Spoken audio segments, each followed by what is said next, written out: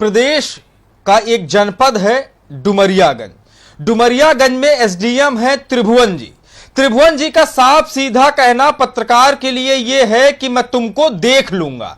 इसके साथ ही वो पत्रकारों को व्हाट्सएप पर मैसेज भेजते हैं कि तुम्हारा भी मैं इलाज कर दूंगा।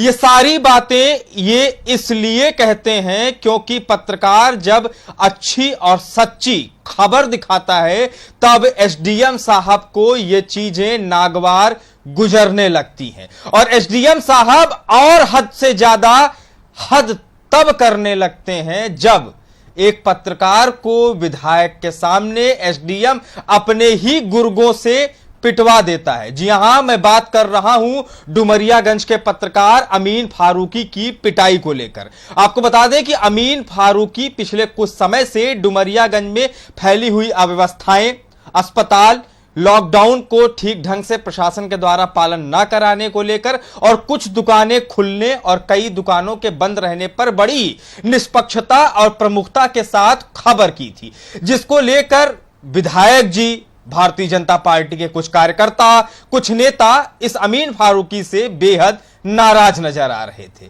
उनकी नाराजगी अगर होगी तो एसडीएम साहब भी नाराज होंगे और जब एसडीएम साहब नाराज होंगे तो इसका खामियाजा अमीन फारूकी को तो भुगतना ही था।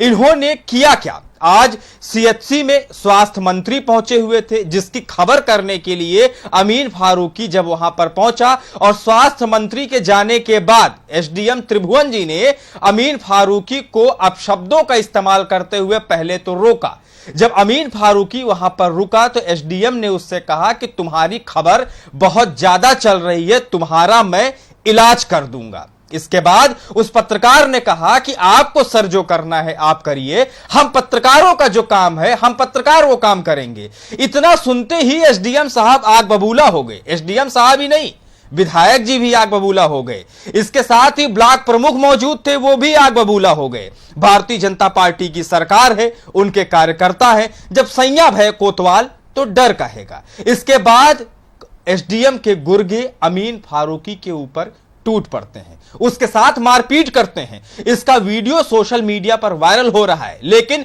प्रशासन उन गुर्गों को पकड़ने की बजाय अमीन फारूकी को अभी थाने में बिठा के रखा है। ऐसे निष्पक्ष पत्रकार को थाने में बिठा के रखा गया है, जिस पत्रकारिता को लेकर सुप्रीम कोर्ट भी संज्ञान लेते हुए कहा कि जो भी पत्रकारों पर फर्जी मुकदमे होंगे उसके ऊपर सघन और कड़ी कार्रवाई की जाएगी। लेकिन उत्तर प्रदेश के अंदर ऐसी जगहों से तस्वीरें आती रहती हैं जहां पर पत्रकारों का उत्पीड़न होता है। लेकिन डुमरियागंज में जिस तरीके से अमीन फारूकी के साथ यह घटना घटी है, उस घटना की हम कड़े शब्दों में निंदा करते हैं और उत्तर प्रदेश ही नहीं पूरे हिंदुस्तान के अंदर किसी भी एक पत्रकार के साथ अगर जुल्म होता है तो नेशनल वॉइस परिवार और हम सभी उसकी सच की लड़ाई लड़ने के लिए एक साथ खड़े हैं, क्योंकि अब वक्त वो आ चुका है जब पत्रकारों को भी अपने हक की लड़ाई लड़नी पड़ रही है। हमारी गलती सिर्फ इतनी सी है कि हम सच्चाई आप लोगों के सामने रख रहे हैं और सच्चाई रखने का खामियाजा आज डुमरियागंज में अमीन फारूकी उठा रहे हैं तो कल किसी और जगह पर दूसरा पत्रकार उठाएगा।